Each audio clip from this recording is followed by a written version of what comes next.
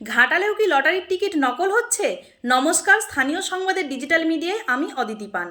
লটারির টিকিট কেনার সময় আসল নকল যাচাই করে না কিনলে পুরো টাকাই জলে যাবে। সম্প্রতি রাজ্যের বিভিন্ন জায়গায় নকল লটারির টিকিট বিক্রির ঘটনা সামনে আসছে। নিয়মিত লটারির টিকিট কেনা অনেকের জন্য এক ধরনের নেশায় পরিণত হয়েছে। তবে যদি সঠিক জায়গা থেকে টিকিট না কেনা হয় তাহলে স্বপ্নের ঘরে টিকিট কাটার অর্থ একেবারেই বৃথা যাবে। কারণ কিছু অসাধু ব্যবসায়ী আসল লটারির টিকিটের আদলে নকল টিকিট তৈরি করে বাজারে ছড়িয়ে দিচ্ছে, যার সঙ্গে আসল লটারি সংস্থার সম্পর্ক নেই, সেখান থেকে প্রাইজও উঠবে না। সম্প্রতি ঘাটাল মহকুমার কিছু এলাকাতেও নকল টিকিট বিক্রি হচ্ছে বলে জানা গেছে। টিকিট ক্রেতা সতর্ক থাকা জরুরি, যাতে তারা ফাঁদে না পড়েন।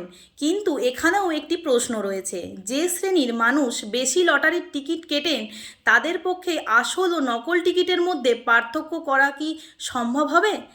নমস্কার, ঘাটাল মহকুমার সমস্ত খবর সঙ্গে সঙ্গে পেতে স্থানীয় সংবাদের সঙ্গে থাকুন।